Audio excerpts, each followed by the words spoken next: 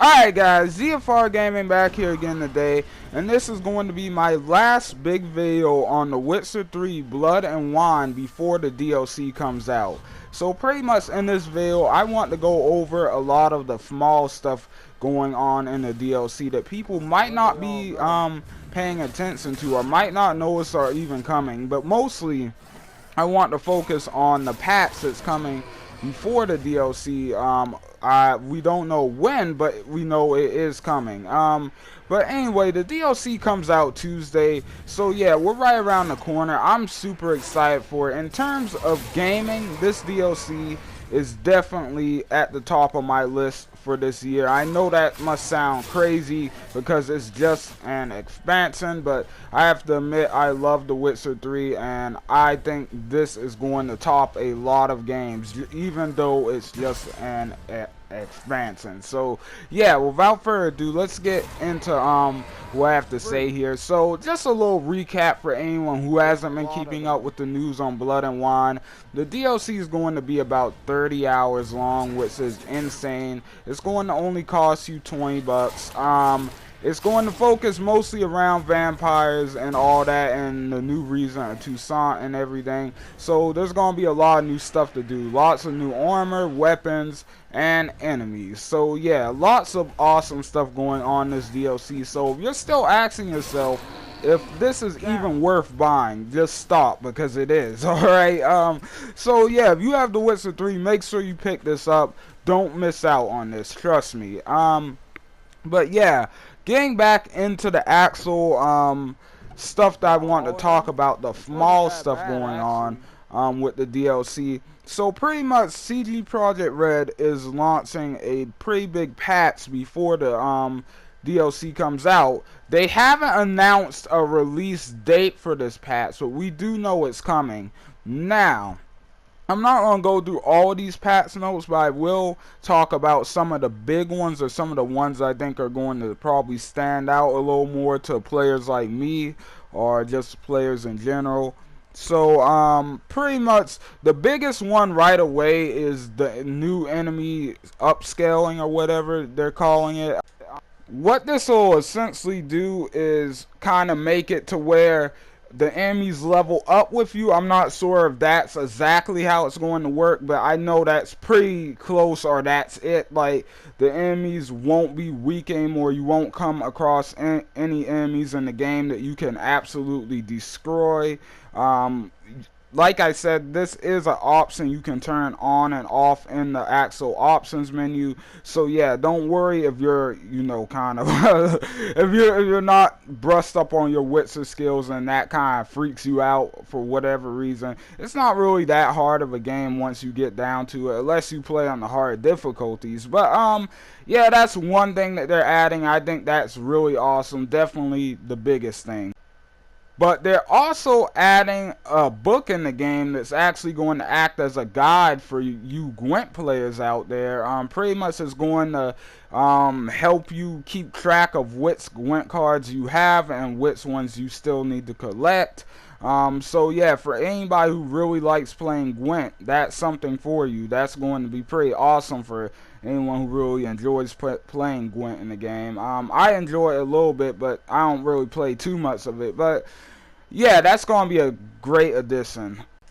Now, the next thing I want to talk about is the new inventory system, and like the new inventory HUD in general, because they are completely revamping this thing, guys. Like, you guys should, I've only seen a few things so far. I've only seen a few images and stuff. It definitely looks different, but the patch notes go into heavy detail, and the inventory system is going to get a pretty big overhaul. Like, there's going to be more organization. It's going to be easier to tell the difference between potions and decorations and all that. Good stuff, oils and all that. Like, you're going to be able to like just tell by looking at everything. You're going to be able to find everything easier. They're separating weapons and armor and all that stuff. So yeah, inventory system is going to be a lot more organized. I personally never had a problem with it, but I do know some people don't like the inventory system. So hopefully this will be up to par with what a lot of people wanted. So yeah, that's really awesome. They also have a lot of small stuff on here. That's really what the rest of this is, except for the graphics thing, which I'll talk about in a second. But yeah, one thing that kind of did stand out to me among all of the small stuff that they're doing is they are making it to where you can turn on the option to have to draw your sword manually, like, so you know it doesn't do it automatically anymore. That's pretty much what that's going to be, and you're going to actually have to press those triggers or whatever, not the triggers but the D-pad, to draw your weapons. So yeah, I think that's pretty cool.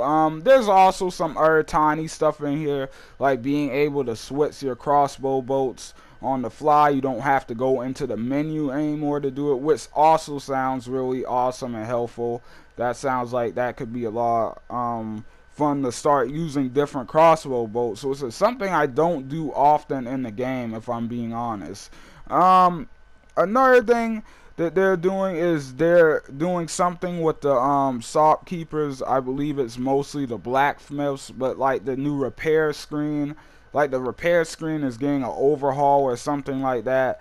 I'm not exactly sure what they're getting at from what they say here in the patch notes, but yeah, I just expect some changes there. That should be pretty awesome. And they're also upgrading the graphics, which is another big thing I'm sure a lot of you have probably already heard about.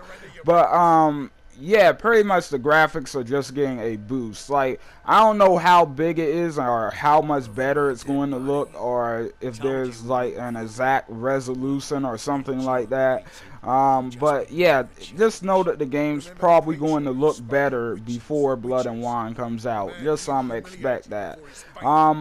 Which is really awesome, because like this game looks beautiful already, like, to me. But anyway, that's that for the patch notes. I feel like the rest of it's not really anything important. The rest of that is just a lot of bug fixes and stuff, and I'm actually surprised. It looks like there weren't that many really serious bugs left in the game. Like, I mean, there was like one or two that could be problematic, but like other than that, it looks like the game is pretty clean of bugs. Like, you don't really have to worry about it that much. But anyway, for those of you who are wondering, yes, I am going to be doing a full walkthrough of Blood and Wine on my channel. We're going to be checking out a lot of different stuff. I might even upload a few tips videos or whatever, who knows. Like, I'm definitely going to be grinding this DLC out. I am really excited, guys. I really am. Like, but yeah, like, that's really all I have to say about the DLC for now. It's going to be awesome. I can't wait to get my hands on it and play it. Like I said, it's coming out Tuesday, so yeah, I'm gonna be busy most of the day Tuesday, but at the same time, I'll still get home in time to upload 1 or 2 videos on the DLC. So yeah, thank you guys for watching. I hope you guys enjoyed the video. Don't forget to leave likes and comments down below and tell me what you guys think, and I will see you guys on the next video. ZFR out, guys.